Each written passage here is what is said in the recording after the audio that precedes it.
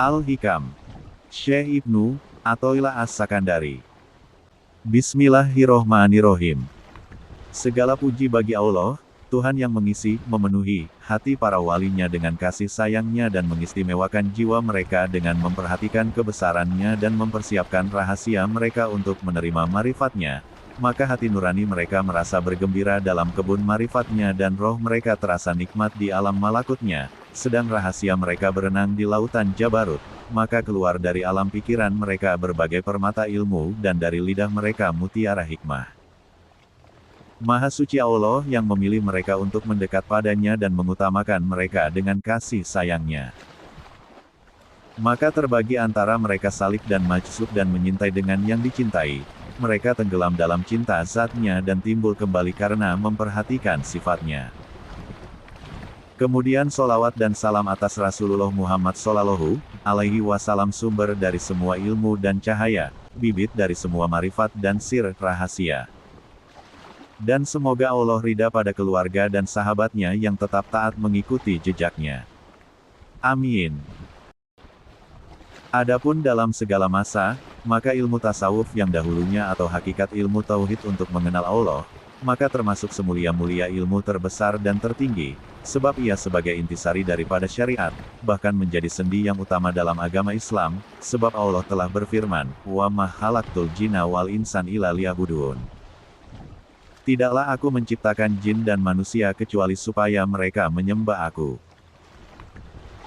Karena pengertian ilmu tauhid telah berubah namanya menjadi ilmu kalam, ilmu filsafat yang sama sekali, seakan-akan tidak ada hubungannya dengan akhlak dan amal usaha, maka timbul nama ilmu tauhid yang dijernihkan kembali dari sumber yang semula diajarkan dan dilakukan oleh Nabi Shallallahu Alaihi Wasallam dan sahabatnya.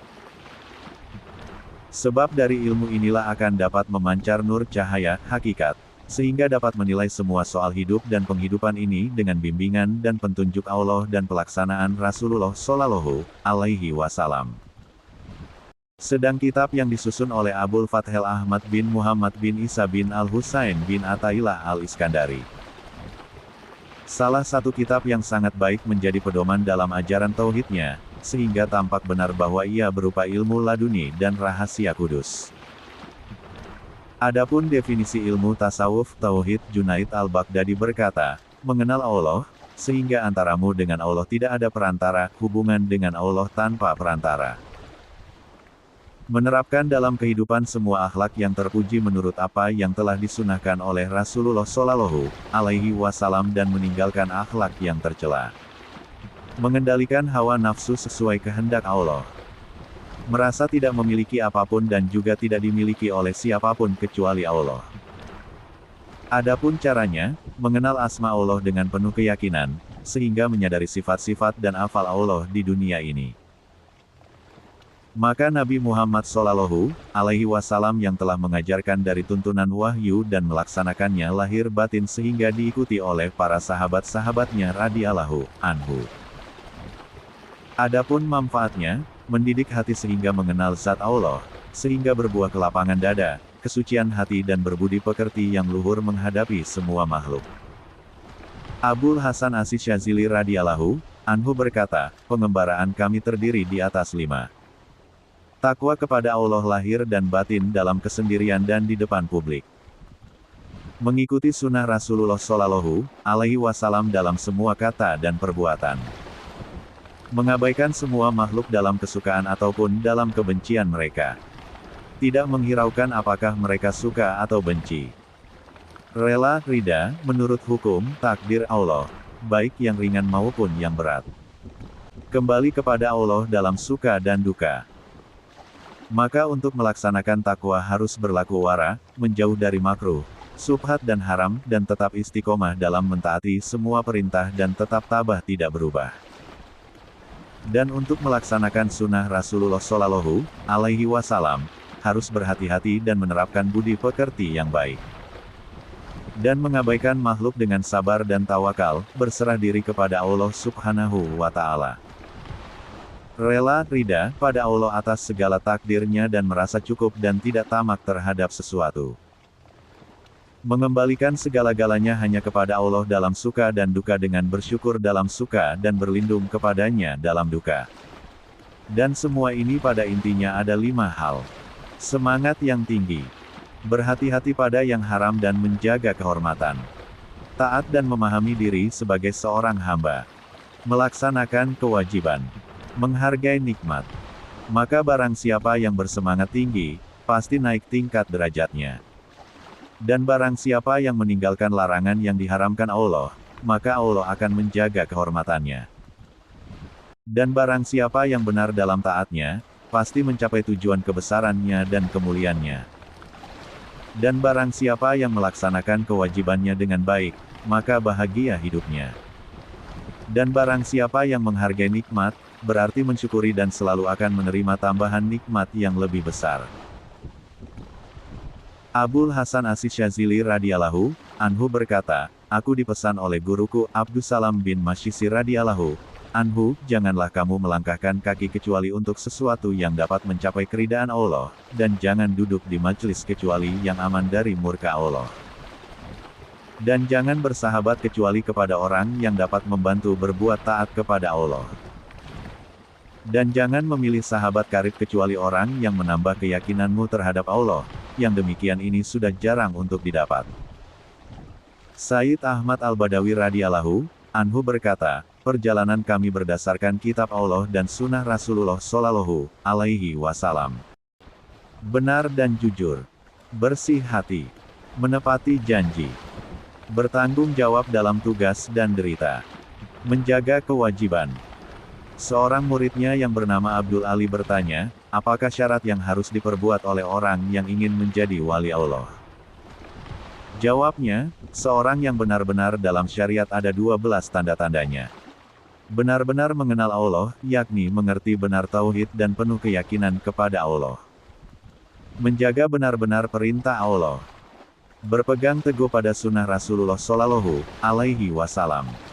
Selalu berwudu, bila berhadas segera berwudu kembali. Rela menerima ketentuan takdir Allah dalam suka maupun duka. Yakin terhadap semua janji Allah. Putus harapan dari semua apa yang di tangan makhluk.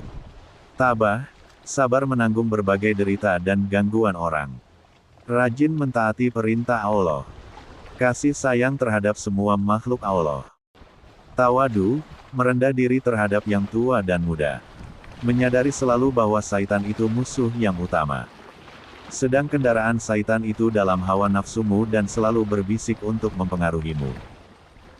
Firman Allah, Inna syaitana laku aduun fatahi suhu adua. Sesungguhnya syaitan itu musuh bagimu, maka perlakukanlah ia sebagai musuh. Qs. Fatir 6. Kemudian Ahmad Badawi melanjutkan nasihatnya. Wahai Abdul Ali, berhati-hatilah kepada cinta dunia, sebab itu bibit segala dosa dan dapat merusak amal saleh.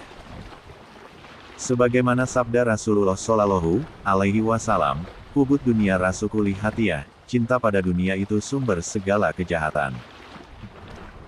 Sedang Allah subhanahu wa ta'ala berfirman, Inna allaha ma'alazina taqaw walazina hammusinun, sesungguhnya Allah berserta orang-orang yang bertakwa, dan orang-orang yang berbuat kebaikan. Qs. An-Nahl 128. Orang boleh mempunyai kekayaan di dunia ini, tetapi Rasulullah Shallallahu alaihi wasallam melarang jangan cinta dunia, seperti Nabi Sulaiman alaihi salam dan para sahabat yang kaya, kita harus menundukkan dunia, dunia tidak boleh diletakkan dalam hati. Wahai Abdul Ali, kasihanilah anak yatim dan berikan pakaian pada orang yang tidak berpakaian, dan beri makan pada orang yang lapar, dan hormatilah tamu dan orang dalam perantauan, semoga dengan begitu kamu diterima oleh Allah. Dan perbanyaklah zikir, jangan sampai termasuk golongan orang yang lalai di sisi Allah. Dan ketahuilah bahwa 1 rakaat di waktu malam lebih baik dari 1000 rakaat di waktu siang, dan jangan mengejek merendahkan orang yang tertimpa musibah. Dan jangan berkata gibah atau namimah, membicarakan aib seseorang atau mengadu domba seseorang dengan yang lain. Dan jangan membalas mengganggu orang yang telah mengganggumu. Dan maafkan orang yang menganiayamu. Dan berilah pada orang yang kikir padamu. dan berlaku baik pada orang yang jahat padamu. Dan sebaik-baik moral budi pekerti, seseorang ialah yang sempurna imannya. Dan barang siapa tidak berilmu, maka tidak berharga di dunia dan akhirat. Dan barang siapa yang tidak sabar, tidak berguna ilmunya. Barang siapa yang tidak dermawan, tidak mendapat keuntungan dari kekayaannya. Barang siapa tidak sayang kepada sesama manusia, tidak mendapat hak syafaat di sisi Allah. Barang siapa yang tidak bertakwa, tidak berharga di sisi Allah. Dan barang siapa yang tidak memiliki sifat-sifat ini, tidak mendapat tempat di surga. Berzikirlah kepada Allah dengan hati yang khusyuk, dan waspadalah terhadap sesuatu yang melalaikan, sebab lalai itu menyebabkan hati beku. Dan serahkan dirimu pada Allah, dan relakan hatimu menerima musibah, ujian sebagaimana kegembiraanmu ketika menerima nikmat dan tundukkan hawa nafsu dengan meninggalkan syahwat. Semoga bermanfaat. Wassalamualaikum warahmatullahi wabarakatuh.